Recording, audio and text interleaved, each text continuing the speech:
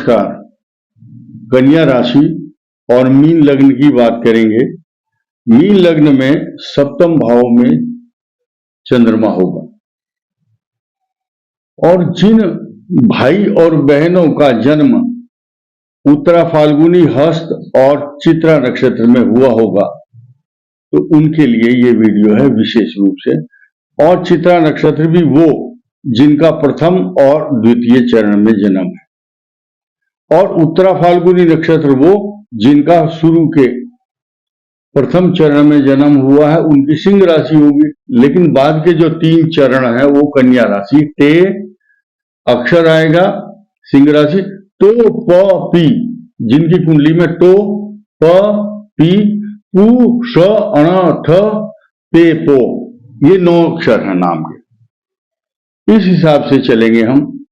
कन्या लगन अलग चीज है और कन्या राशि अलग चीज है। मीन लग्न की बात कर रहे हैं। मीन लग्न में कन्या राशि होगी तो सप्तम भाव में चंद्रमा होता है, और मीन लगन वाले बड़े ही पेशेंस वाले, और इनकी राशि का स्वामी बृहस्पति होता है। वो इनको ज्ञान बुद्धि विवेक, और लगन का स्वामी बुध होता है, वो भी बुद्धिमान बनाता है। सप्तम भाव का स्वामी राशि का स्वामी बुध होता है, लगन का स्वामी बृहस्पति। तो आप देखिए कितना अच्छा कॉम्बिनेशन है। मीन लगन तो पहला हाउस और 10वें स्थान के स्वामी बृहस्पति, और चौथे के और 7वें भाव के स्वामी बुध, केंद्राधिपति हैं दोनों। और मीन लग्न हो और कन्या राशि हो तो सप्तम भाव में चंद्रमा आपके पंचम भाव का स्वामी होता है। वो सप्तम भाव में बैठता है तो जीवन साथी अच्छा मिलता है। बृहस्पति की दृष्टि हो तो फिर सोने में सुहागा जैसी स्थिति है। आज की तारीख में क्या है, कौन सी दशा है, कौन सा गोचर है, 5 मिनट के लिए हम चर्चा कर रहे हैं सिर्फ, क्योंकि ये कन्या राशि और मीन लगन वालों की इस समय उत्तरा फाल्गुनी नक्षत्र अगर होता है तो 23 साल की उम्र के बाद, 23 साल की उम्र के बाद अब राहु की दशा चल रही होगी उनकी। 41 साल की उम्र से पहले खत्म हो जाएगी। और इसके अलावा 41 भी नहीं, आप कम भी 21 साल भी मान सकते हो। 21 और 18 39 से पहले पहले आपकी राहु की दशा समाप्त हो जाएगी। राहु आपको चमका देता है अगर केंद्र में बैठा हो तो ये मनुष्य को सेल्फ इंडिपेंडेंट पर्सन बनाता है, सेल्फ मेड। ऐसे आदमी किसी के सामने झुकते नहीं है, सेल्फ डिपेंड होते हैं, अपनी योजनाओं को गुप्त रखते हैं और रहस्यमय व्यक्ति होते हैं। इसके साथ साथ आगे इनकी बृहस्पति, शनि और बुध, ये सारी दशाएं शुभ फल प्रदान करती हैं। शनि की दशा में लाभ होता है तो उतना ही इन्वेस्टमेंट भी होता है। आगे बुध और केतु, शुक्र, सब दशाएं शुभ फल प्रदान करती हैं। अब आते हैं हम चित्रा हस्त नक्षत्र पर। हस्त नक्षत्र के 17 साल की उम्र के बाद की बात करते हैं, जो युवा वर्ग है, यानी कि उनकी भी राहु की दशा। अगर 10 वर्ष चंद्रमा की दशा रही होगी तो चंद्र मंगल, उसके बाद राहु की दशा के बाद स्ट्रगल करने के बाद आप ये देखिए 35 साल की, 35 साल की एज से पूर्व राहु की दशा समाप्त हो जाती है। उसके बाद इनका कैरियर इतना अच्छा होता है क्योंकि कन्या राशि और मीन लगन के लिए बृहस्पति की दशा वरदान सिद्ध होती है। फिर उसके बाद 19 वर्ष शनि की महादशा भी इनके लिए शुभत्व प्रदान करने वाली होगी, क्योंकि आपके लाभ स्थान का स्वामी शनि होता है। फिर बुध की दशा, आपके राशि के स्वामी की दशा, तथा चतुर्थ एवं सप्तम भाव और राशि का स्वामी होने के नाते से बृहस्पति की बुध की महादशा बहुत अच्छा वरदान साबित हो जाती है। और केतु की दशा कष्टकार है और शुक्र की दशा बाद में कुछ कष्ट और परेशानी के साथ साथ समस्त सुखों को देने वाली दशा होती है। चित्रा नक्षत्र वालों के लिए आप ये देखिए कि कन्या राशि है, और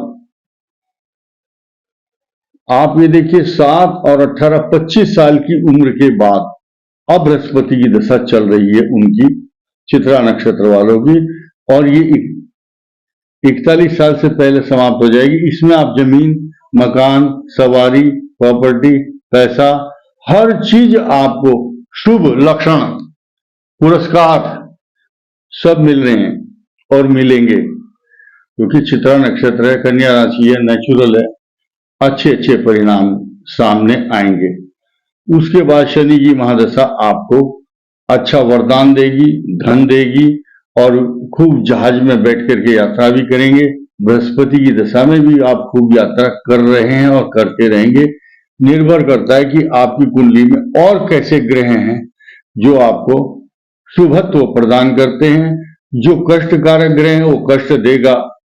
हमारे खुद के बोलने से कुछ नहीं होने वाला, हम सिर्फ गणना करते हैं। हर आदमी ये चाहता है, और ये ज्यादातर कमेंट वाले देखे हमने, बोले कुछ अच्छा नहीं हो रहा है। देखिए भगवान आपकी कुंडली में कैसे ग्रह देते हैं।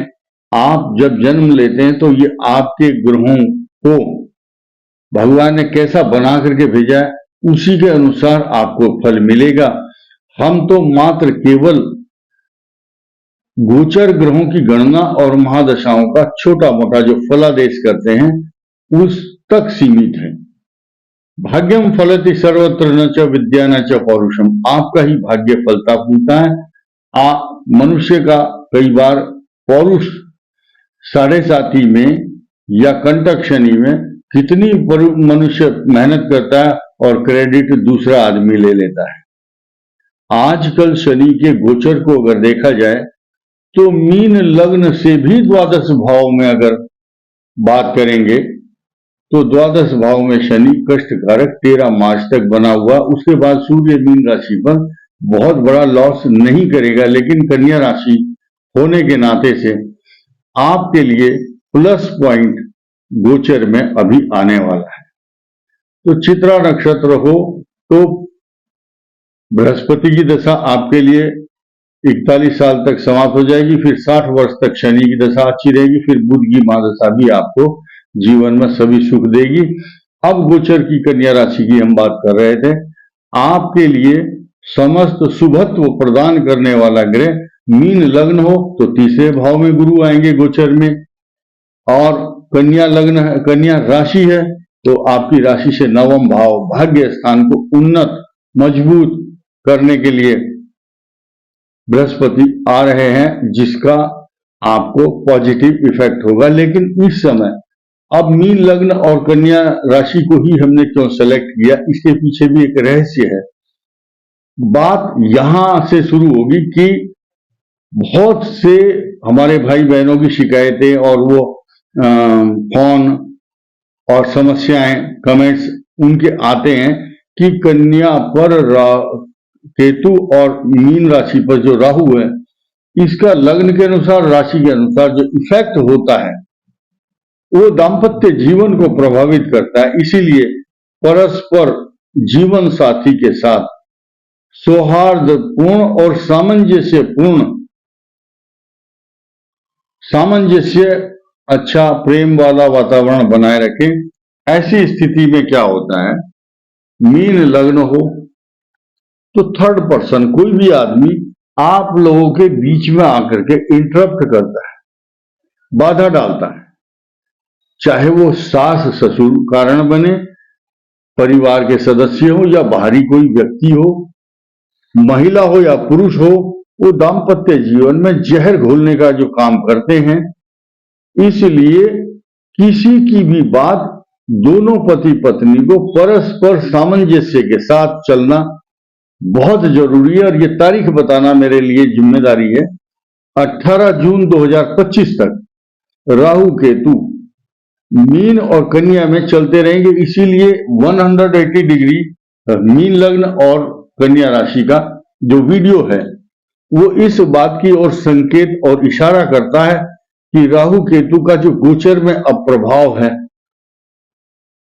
बहुत से ऐसे भी होंगे जीवन में जिनकी राहु की दशा है और राहु केतु लगन और सप्तम में भी बैठे होंगे, या सप्तम या लग्न में होंगे, अपोजिट हो चाहे सीधे हो, कन्या राशि और मीन लग्न के बीच में अगर है, तो ऐसी स्थिति में बहुत सोच समझ करके चलना दोनों का दायित्व होना चाहिए। इस वीडियो में इतना ही। धन्यवाद।